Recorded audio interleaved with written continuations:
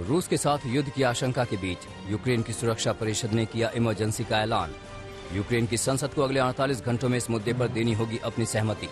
Donetsk और Luhansk को छोड़कर पूरी यूक्रेन में लागू होगी इमरजेंसी। इमरजेंसी की हार से डरे जेलेंस्की ने बुलाई सुरक्षा परिषद की तत्काल बैठक।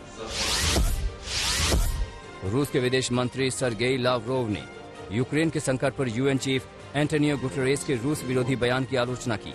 गुटेरेस ने लावरोव को अपने पद का ख्याल न रखने वाला विदेशी मंत्री बताकर भरी सभा में किया था अपमान। यूक्रेन संकट पर रूस की मनमानियों का यूएन कड़ाई से कर रहा विरोध। अमेरिका में रिपब्लिकन सांसद लिंडसे ग्राहम ने रूस के कदम पर जताई नाराजगी। कहा, युद्ध की दहलीज पर पहुंची दुनिया। यूरोप में 1930 के दशक के हालात फिर से पैदा कर रहा रूस। पुतिन को यूक्रेन की अखंडता को तोड़ने का भरना होगा भारी खामियाजा। यूक्रेन संकट पर वेटिकन सिटी में पोप फ्रांसिस ने बुलाई बड़ी सभा। बोले, दुनिया के नेताओं को भगवान से पहले का फर्ज निभाने के लिए आना चाहिए आगे। बिना वजह विश्व शांति को खत्म करने में जुटा है रूस। पूर्वी यूक्रेन के डोनेट्स्क में रूसी सेना की गाड़ियां गश्त करती नजर आईं। रूस समर्थित अलगाववादियों के प्रभुत्व वाले क्षेत्र को हाल ही में रूस ने दी है स्वायत्त क्षेत्र की मान्यता। 2014 में विद्रोहियों ने डोनेट्स्क पर किया था कब्जा। सैटेलाइट तस्वीरों में देखी गई रूसी सेना की गतिविधियां। महाराष्ट्र सरकार में अल्पसंख्यक कल्याण मंत्री और एनसीपी नेता नवाब मलिक 8 दिन की ईडी रिमांड में हैं। कोर्ट में ईडी ने 14 दिन की रिमांड मांगी थी, लेकिन अब ईडी को 3 मार्च तक की कस्टडी की इजाजत मिली है। नवाब मलिक को ईडी ने गिरफ्तार कर लिया है। उन्हें एक मामले में अंडरवर्ल्ड डॉन दाऊद इब्राहिम से तार जुड़ने के चलते 8 घंटे पूछताछ के बाद गिरफ्तार कर लिया गया है। उनके खिलाफ मनी लॉन्ड्रिंग का आरोप लगाया गया है। अदालत में ईडी की ओर से एडिशनल सॉलिसिटर जनरल ने बताया कि 3 फरवरी 2022 को दाऊद इब्राहिम कास्कर के खिलाफ एफआईआर दर्ज की गई थी। वह विभिन्न आतंकी गतिविधियों और मनी लॉन्ड्रिंग में शामिल है। ईडी के मुताबिक नवाब मलिक ने 1993 मुंबई ब्लास्ट के आतंकियों से कुर्ला की 3 एकड़ जमीन कौड़ियों के भाव खरीदी थी। मलिक की गिरफ्तारी के बाद राजनीतिक सरगर्मी बढ़ गई है। एनसीपी चीफ शरद पवार के घर सिल्वर ओक पर पार्टी के वरिष्ठ नेताओं की मीटिंग हुई। मीटिंग के बाद मुख्यमंत्री उद्धव ठाकरे से मिलने उनके सरकारी बंगले वर्षा पर पहुंचे। ठाकरे ने भी राज्य के गृह मंत्री के साथ बैठक की। बीजेपी ने मामले में नवाब मलिक के इस्तीफे की मांग की है। वहीं एनसीपी ने इस्तीफे से साफ इनकार कर दिया है। महाराष्ट्र विकास अघाड़ी अब केंद्र सरकार के खिलाफ जोरदार प्रदर्शन की तैयारी कर रही है।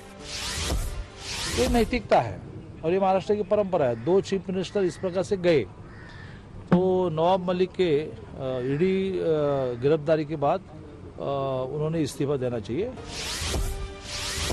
पश्चिमी बंगाल की मुख्यमंत्री ममता बनर्जी ने भी शरद पवार को फोन किया है, जहां पूरे मामले में महाराष्ट्र सरकार के साथ खड़े होने का भरोसा दिया। वहीं अखिलेश यादव ने भी गिरफ्तारी को पूरी तरह से राजनीतिक प्रेरित बताया है और कहा कि यूपी चुनाव की बौखलाहट केंद्र सरकार महाराष्ट्र में निकाल रही है।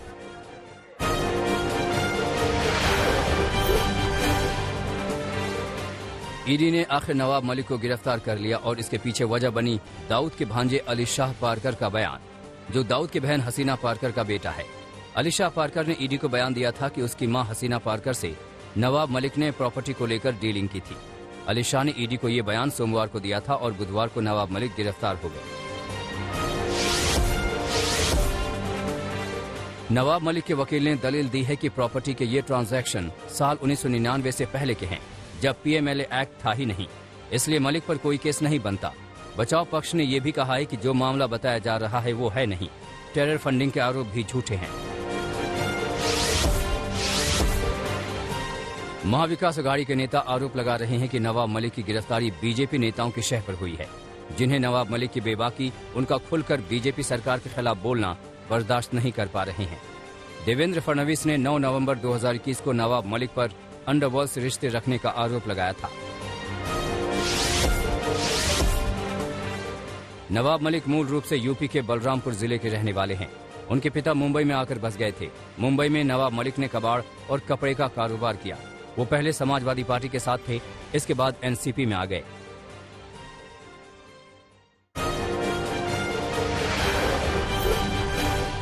उत्तर प्रदेश में विधानसभा चुनाव के चौथे फेज में 9 जिलों की 59 सीटों पर मतदान हुआ, जहां करीब 59.33% वोटिंग हुई। 2017 में इन्हीं 59 सीटों पर 62.55% मतदान हुआ था, यानी इस बार करीब 3% कम वोटिंग हुई है। 2012 में इन 59 सीटों पर 57.52% वोटिंग हुई थी। वहीं 2012 की तुलना में 2017 में वोटिंग में 5% का इजाफा हुआ था। इन 9 जिलों में सबसे ज्यादा मतदान लखीमपुर खीरी में हुआ, जहां करीब 64% मतदाताओं ने मताधिकार का प्रयोग किया। ये वही इलाका है जहां किसानों को कुचलने के मामले में केंद्रीय मंत्री अजय टेनी के बेटे आशीष टेनी आरोपी हैं। वोटिंग के दौरान भारी सुरक्षा के बीच टेनी वोट डालने पहुंचे, जहां उन्होंने मीडिया से दूरी बनाकर रखी। इतना ही नहीं, लखीमपुर खीरी से सटे हुए पीलीभीत में करीब 62% मतदान हुआ। सबसे कम 56.9% मतदान उन्नाव सीट पर दर्ज किया गया है। केंद्रीय रक्षा मंत्री राजनाथ सिंह ने लखनऊ में वोट डाला, जहां मतदान के बाद राजनाथ सिंह ने भारी बहुमत से बीजेपी की वापसी का दम भरा। डिप्टी सीएम दिनेश शर्मा ने दावा किया है कि चौथे चरण के बाद बीजेपी दोहरा शतक लगाएगी। वहीं लखनऊ में वोट डालने के बाद मायावती ने कहा कि इस बार मुसलमान पूर्व सीएम अखिलेश से खुश नहीं हैं। मशहूर शायर मुनव्वर राना का नाम वोटर लिस्ट में नहीं मिला, इसके चलते वो लखनऊ में अपना वोट नहीं डाल पाए हैं। राना लखनऊ के कैंट विधानसभा के वोटर हैं। राना ने वोटर लिस्ट में नाम न होने पर सवाल खड़े किए, तो वहीं 10 मार्च को यूपी में सरकार बदलने का दावा किया। आज 5वें चरण के प्रचार का आखिरी दिन है, जहां हर पार्टी ने पूरा जोर लगा दिया है। कल प्रधानमंत्री नरेंद्र मोदी ने बाराबंकी में रैली की, जहां अखिलेश पर जमकर निशाना साधा। पीएम मोदी ने परिवारवाद और आतंकवाद को लेकर समाजवादी पार्टी को घेरने की कोशिश की। आज यूपी का गरीब भाजपा के साथ डटकर खड़ा है। हर चरण में भाजपा को आशीर्वाद दे रहा है। समाजवादी पार्टी और बीजेपी के बीच आरोप प्रत्यारोप की जंग जारी है। योगी आदित्यनाथ ने दावा किया कि अखिलेश यादव करहल की सीट भी हार रहे हैं, जबकि अखिलेश ने तंज किया कि सीएम योगी ने नतीजों के अगले दिन ही टिकट बुक करा रखी है। अभी तो 10 तारीख को परिणाम आना है, बाकी है, लेकिन हमारे बाबा मुख्यमंत्री ने लखनऊ से गोरखपुर की एरोप्लेन की टिकट 11 तारीख की बुक कर रखी है। तो ये सिपाही खानदान जो लगातार हर एक बात पर अपना अधिकार जमा करके जबरदस्ती हड़पने की आदत डालता था ना, इस बार करहल के लोगों ने भी तय कर दिया है, सपा मुखिया की जमानत जब्त करेंगे। कर्नाटक में एक तरफ हिजाब का मामला चल रहा है और इस पर सभी दल बंटे नजर आ रहे हैं और अपनी विचारधारा के हिसाब से लाइन ले रहे हैं, लेकिन एक मामले पर सभी पार्टियों की राय एक रही। सन्नाटे में कर्नाटक में सभी दलों ने मिलकर वो बिल पास कर लिया, जिससे विधायकों मंत्रियों का वेतन भत्ता 60% तक बढ़ जाएगा। विधायकों का वेतन पहले 25,000 रुपए महीना था, अब 40,000 रुपए महीना होगा। मंत्रियों का वेतन पहले 40,000 प्रति माह था, अब 60,000 रुपए मिलेगा। मुख्यमंत्री को वेतन 50,000 की जगह अब 75,000 रुपए महीने के मिलेंगे। राजस्थान में पुरानी पेंशन स्कीम को बहाल कर दिया गया है। यूपी चुनाव में भी पेंशन का मुद्दा बड़ा मुद्दा बन गया है।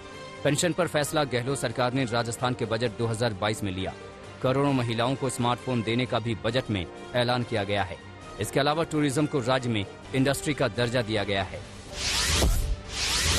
यूपी में 5वें चरण का प्रचार तेज हो गया है। पीएम मोदी की आज यूपी में 2 रैलियां होनी हैं। ये रैलियां अमेठी और प्रयागराज में होंगी। अमित शाह भी बहराइच और बस्ती में रैलियां करेंगे। बाराबंकी में आज प्रियंका गांधी भी रैली करेंगी। इसके अलावा वो गोंडा में भी प्रचार करेंगी। यूपी के सीएम बाराबंकी, बहराइच, श्रावस्ती और अयोध्या में प्रचार करेंगे। अखिलेश यादव आज प्रयागराज और प्रतापगढ़ में प्रचार करेंगे। प्रयागराज में एसपी का कार्यकर्ता सम्मेलन होना है।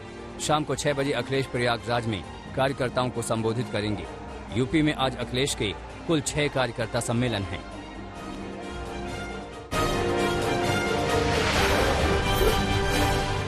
ठग सुकेश चंद्रशेखर से जुड़े मनी लॉन्ड्रिंग केस में हाल ही में कुछ नए खुलासे हुए हैं, जिसमें बॉलीवुड के 3 और एक्ट्रेसेस के नाम सामने आ रहे हैं। रिपोर्ट्स के अनुसार ईडी की जांच में पता चला है कि सुकेश के टारगेट पर सारा अली खान, जानवी कपूर और भूमि पेडनेकर भी थीं, जिन्हें गिफ्ट दिए जाने की बात सामने आ रही है। इससे पहले जैकलिन फर्नांडीज और नूरा फतेही का नाम सामने आ चुका है। कंगना रनौत एक बार फिर मुश्किल में आ गई हैं। उन्हें 19 अप्रैल को भटिंडा कोर्ट में पेश होने को कहा गया है। कंगना ने बुजुर्ग महिला को 100 रुपए देकर धरने में शामिल होने वाली औरत कहा था, जिसके खिलाफ महिला ने कोर्ट में केस दायर कर दिया था। भटिंडा के गांव बहादुरगढ़ जंडिया की रहने वाली 87 वर्षीय महिला किसान महेंद्र कौर को लेकर कंगना ने ट्वीट किया था, जिसके बाद महेंद्र कौर ने भटिंडा कोर्ट में मानहानि का केस कर दिया। चंडीगढ़ में बिजली कर्मचारियों की हड़ताल अब खत्म हो गई है। प्रशासन से हुई बातचीत के बाद बिजली संघ ने हड़ताल वापस लेने का ऐलान कर दिया। हड़ताल खत्म किए जाने के बाद अधिकांश इलाकों में बिजली आपूर्ति सामान्य हो गई है। चंडीगढ़ में ब्लैकआउट होने के बाद भारतीय सेना को लगाया गया था। बिजली संकट को दूर करने के लिए इंजीनियरों के साथ भारतीय सेना के करीब 100 से अधिक जवानों को लगाया गया था। चंडीगढ़ में करीब 36 घंटे तक ब्लैकआउट रहा। लखनऊ के अटल बिहारी वाजपेयी स्टेडियम में आज भारत और श्रीलंका के बीच पहला T20 मैच होना है। भारत और श्रीलंका के बीच शुरू होने वाली 3 मैचों की T20 सीरीज के पहले मुकाबले में स्टेडियम खाली रहेंगे। लखनऊ में होने वाले इस मुकाबले में दर्शकों के प्रवेश को अनुमति नहीं मिली है। सूर्य कुमार यादव और दीपक चाहर पहले T20 मैच में नहीं खेलेंगे। दोनों खिलाड़ी इंजरी की वजह से मैच से बाहर हो गए हैं।